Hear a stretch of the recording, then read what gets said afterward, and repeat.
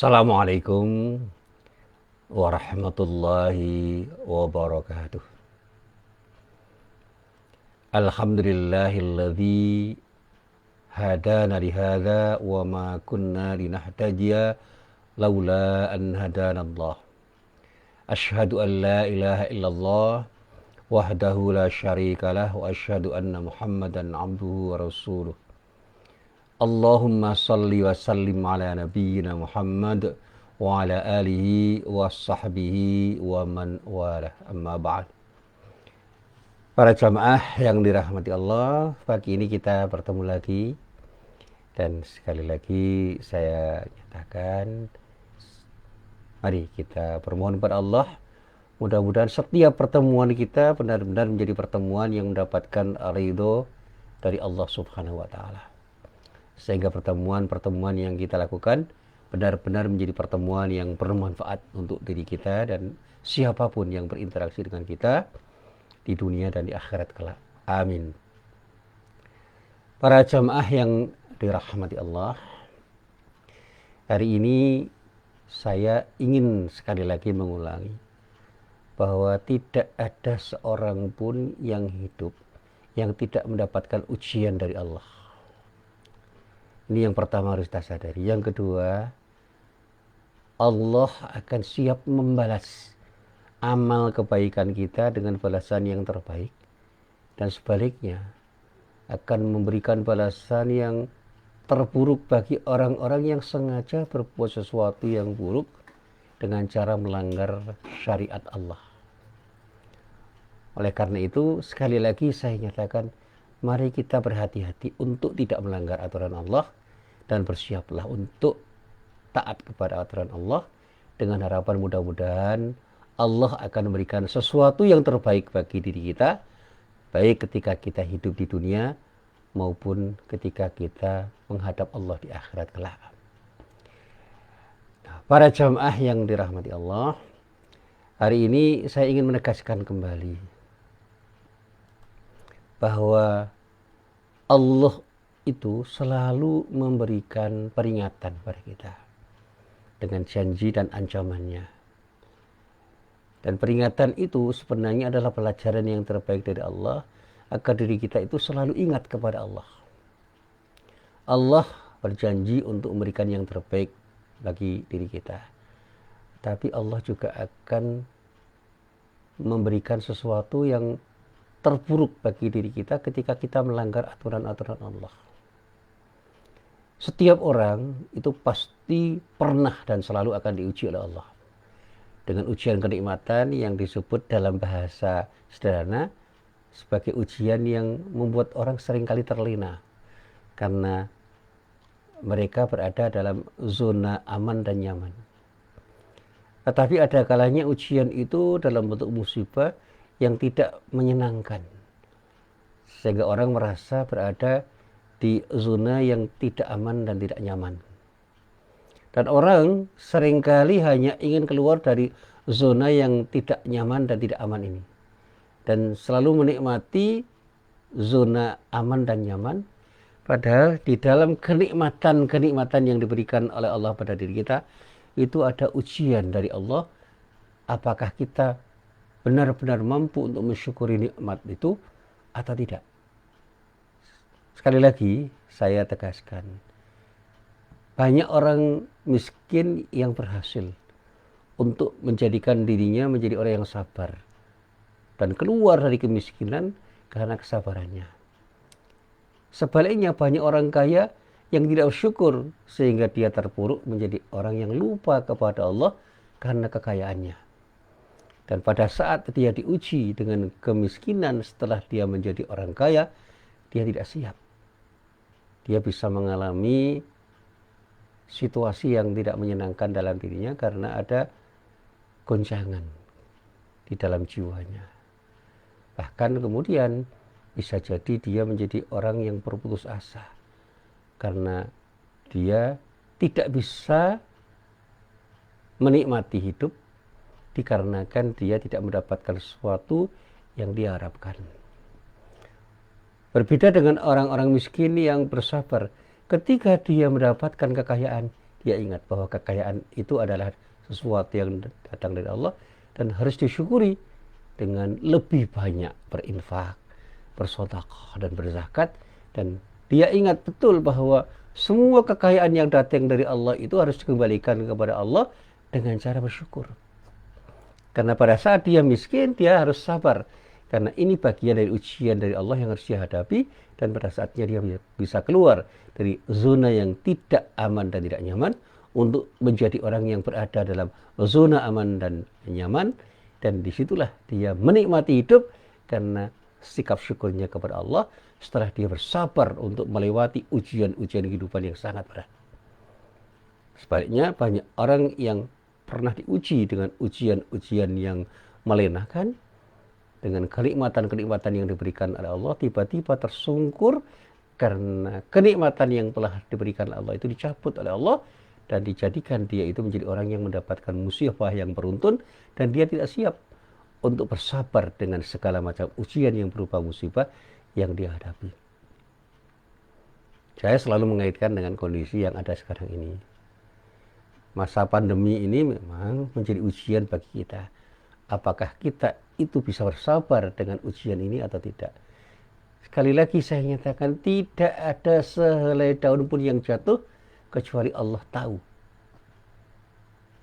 jatuhnya dan sebab-sebab yang menjadikan daun itu jatuh, karena Allah lah yang menakdirkan daun-daun itu jatuh selaras dengan rencananya, yang kita pahami sebagai bagian dari takdir Allah. Termasuk pandemi saat ini, itu bagian dari takdir Allah yang harus kita sikapi dengan sabar.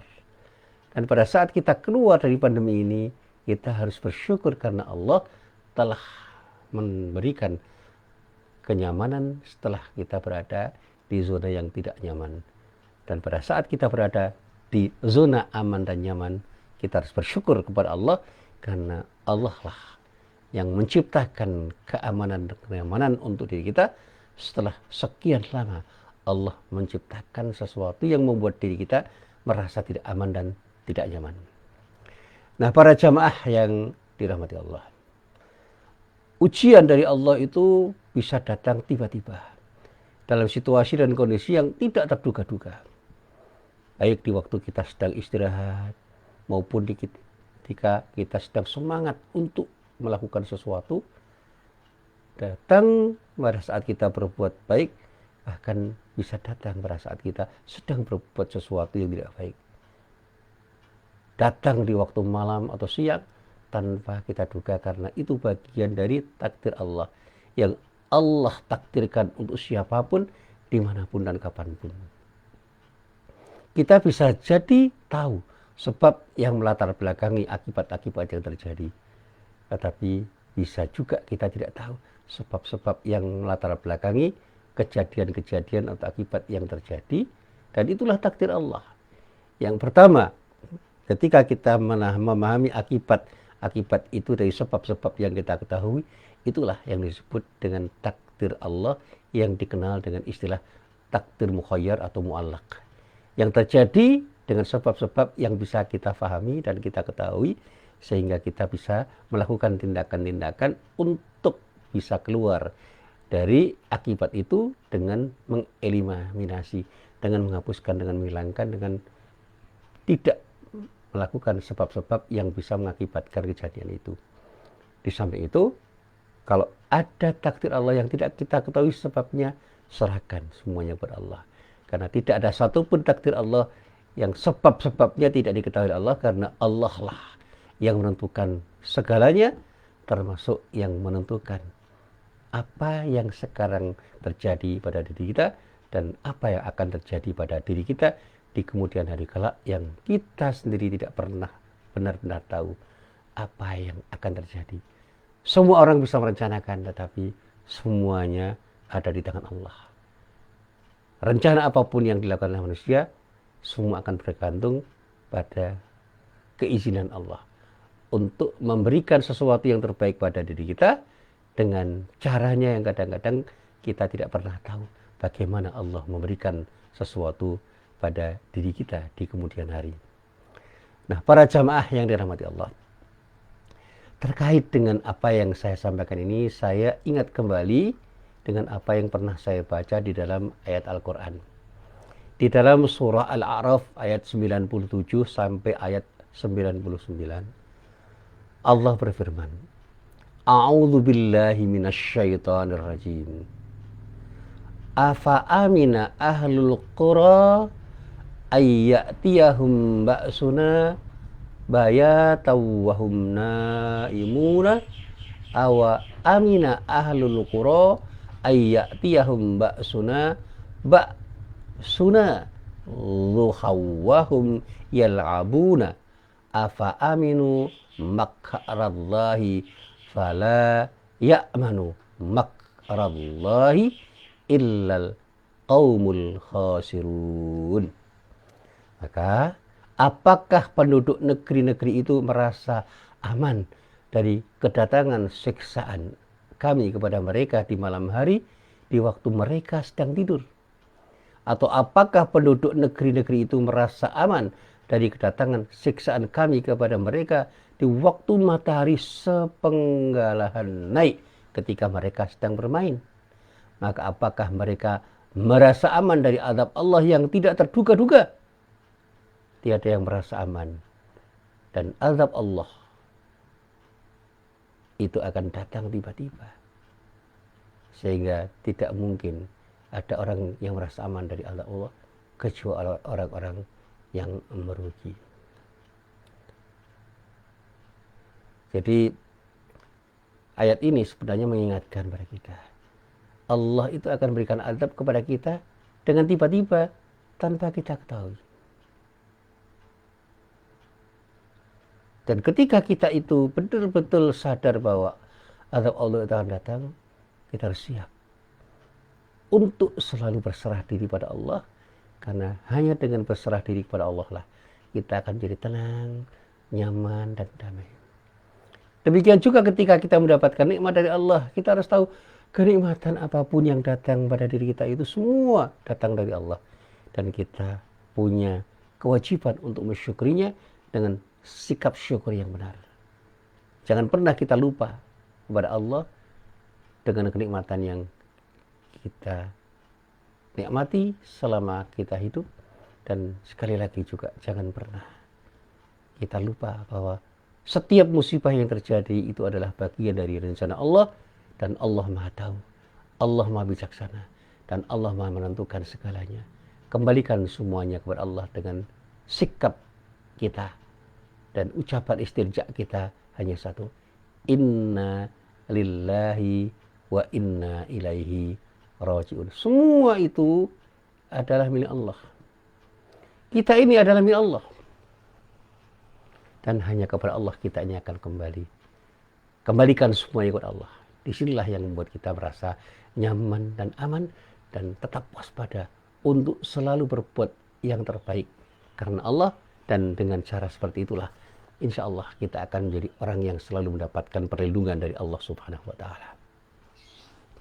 Para jamaah yang dirahmati Allah, ketika ada orang yang merasa aman dari kemungkinan Allah memberikan azab atau musibah, bisa jadi itu menjadi awal dari datangnya bencana dan malapetaka.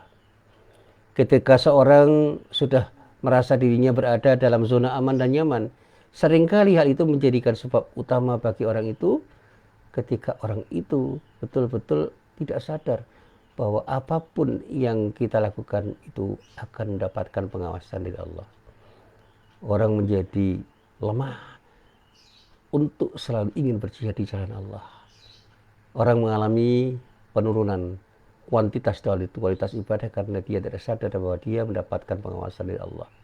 Termasuk para da'i, bisa saja dia mengalami futur, kelemahan semangat, dan pada saatnya dia akan sulit untuk menjadi orang yang mendapatkan sesuatu yang terbaik karena lemahnya semangat untuk berdakwah. Dan bahkan orang lupa untuk menjauhkan diri dari hal-hal yang dilarang Allah.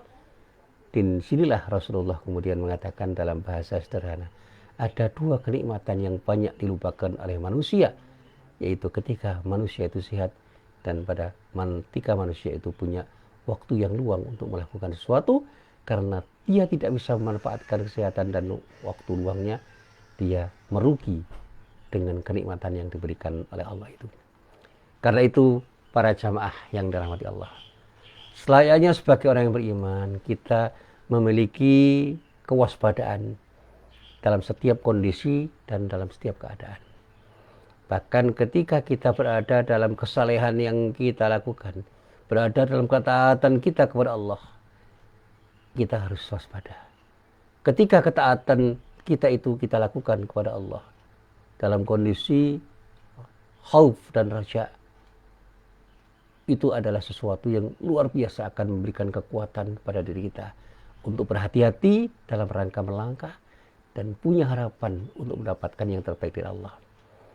Inilah yang dikatakan oleh ulama besar Al-Hasan Al-Basri. Dia mengatakan, seorang yang beriman melaksanakan ketaatan dalam kondisi khauf dan raja, takut dan berharap.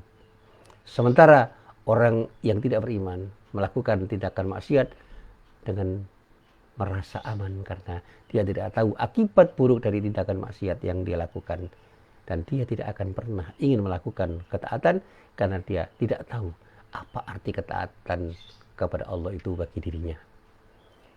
Seorang yang beriman meskipun telah melakukan berbagai macam amal soleh dan ketaatannya kepada Allah, tetap tidak pernah merasa puas dengan amal solehnya.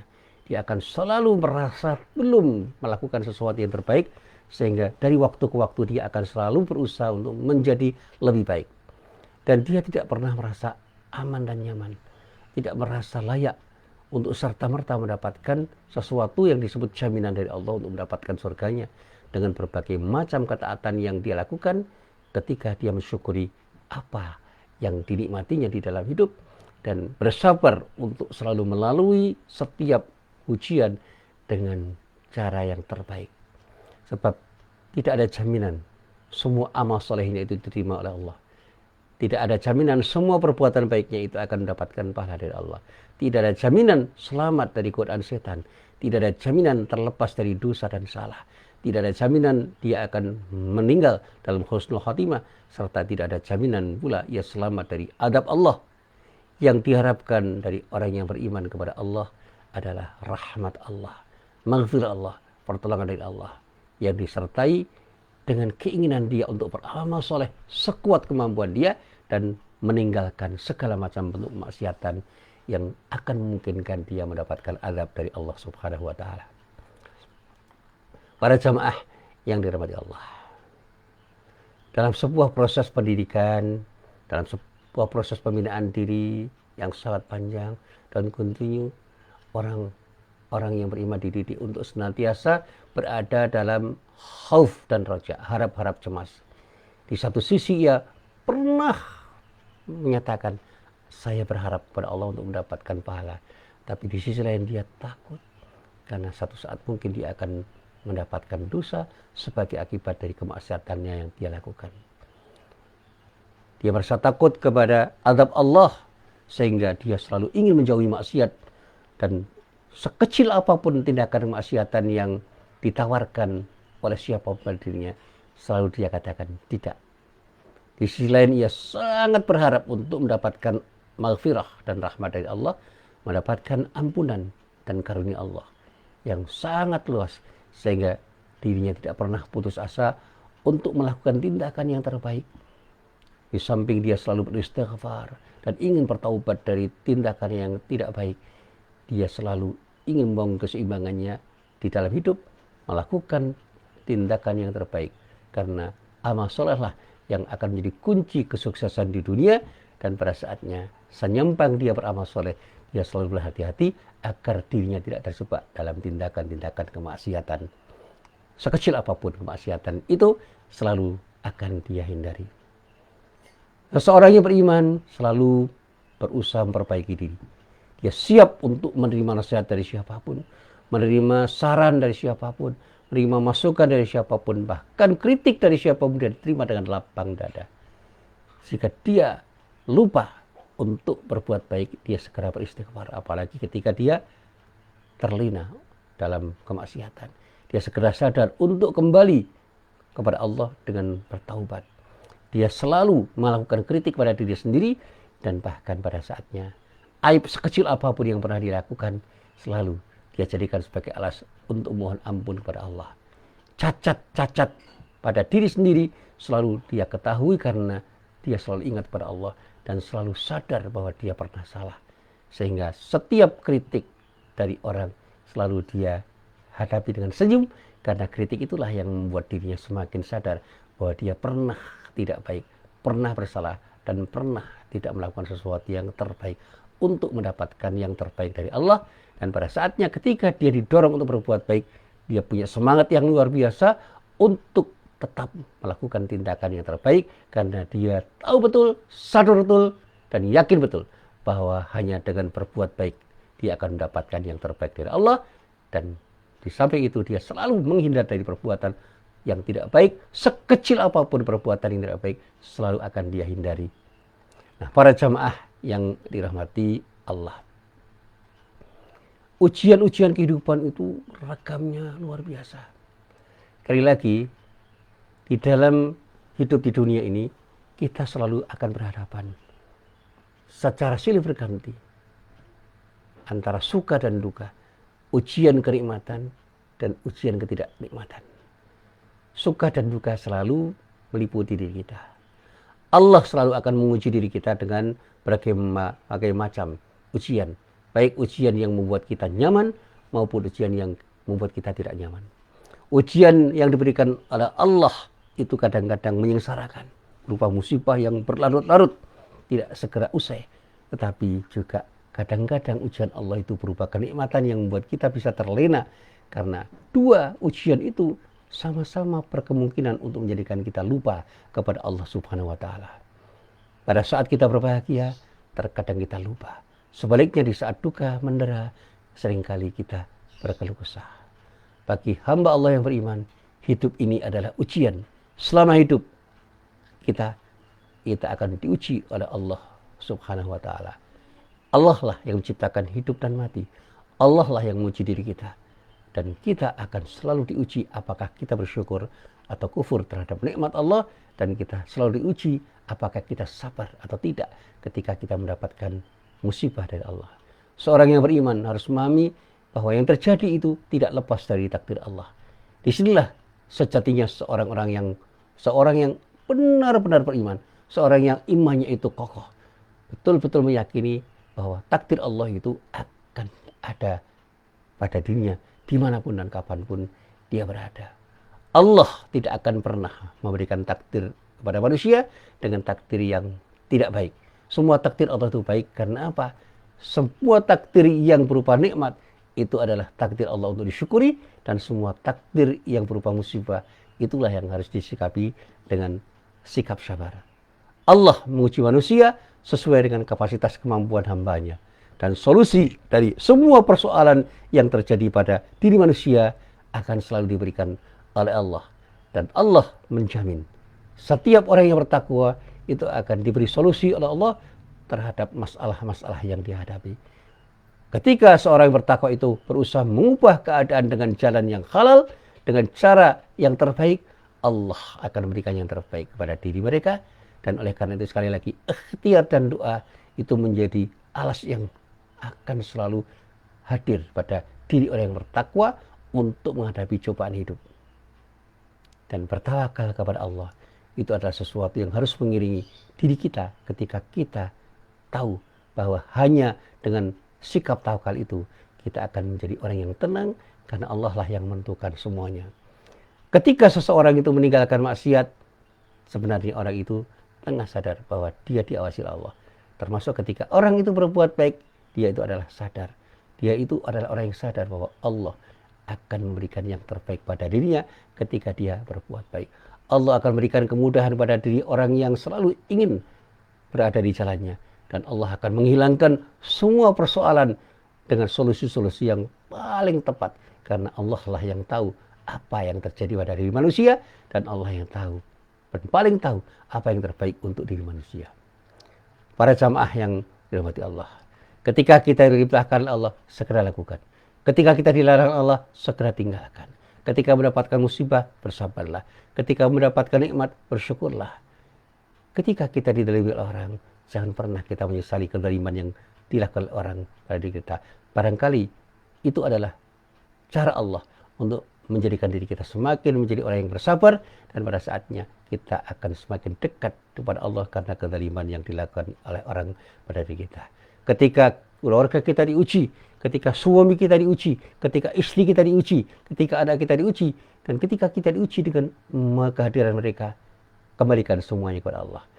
Kita cintai Allah agar Allah menghadirkan cinta kita kepada semuanya, dan mudah-mudahan dengan cinta kita kepada Allah, Allah akan menghadirkan cinta semua orang kepada diri kita, karena Allah lah yang akan berkuasa selalu menggerakkan hati orang-orang untuk melakukan sesuatu yang terbaik karena Allah. Berdoa kepada Allah agar hati kita tergerak untuk berbuat baik dan menggerakkan semua langkah kita dengan langkah-langkah baik. Demikian juga kita berdoa kepada Allah agar setiap yang kita hadapi benar-benar menjadi sesuatu yang bermanfaat bagi kita, karena Allah ridho terhadap apa yang terjadi. Termasuk ketika kita diuji dengan lingkungan hidup yang kita hadapi, apakah lingkungan hidup berupa lingkungan fisik maupun lingkungan sosial, jangan pernah kita sesali. Itulah cara Allah untuk menguji diri kita. Allah mencintai hambanya dengan ujian-ujian yang diberikan oleh Allah kepada dirinya, termasuk ujian yang berupa musibah dan nikmat yang diberikan oleh Allah kepada seseorang. Kita harus punya kesediaan untuk bersegera merendahkan diri di hadapan Allah, memohon kepada Allah agar Allah memberikan yang terbaik untuk kita, dan jangan berputus asa terhadap rahmat Allah, karena putus asa itu hanya akan membuat kita semakin terpuruk. Jadilah orang yang selalu ingin berjuang di jalan Allah dengan sikap tegar, dan itulah kesabaran yang harus kita miliki untuk menghadapi segala macam ujian hidup yang sangat melelahkan. Dan pada saatnya marilah kita syukuri semua kenikmatan yang telah diberikan oleh Allah, agar semua kenikmatan yang datang dari Allah akan benar-benar kita manfaatkan, bisa kita manfaatkan dalam rangka untuk mendekatkan diri kita kepada Allah Subhanahu wa Ta'ala. Inilah apa yang bisa saya berikan dalam kesempatan pada pagi hari ini. Endingnya, akhirnya kita hanya punya kemungkinan untuk berharap kepada Allah dengan satu harapan. Mudah-mudahan Allah selalu memberikan jalan yang terbaik dan memudahkan diri kita untuk melalui jalan yang terbaik dalam rangka untuk menuju ridha Allah. Dan hanya dengan ridha Allah semuanya akan berakhir dengan akhir yang baik dan akan memberikan manfaat di dunia dan di akhirat kelak. Assalamualaikum warahmatullahi wabarakatuh.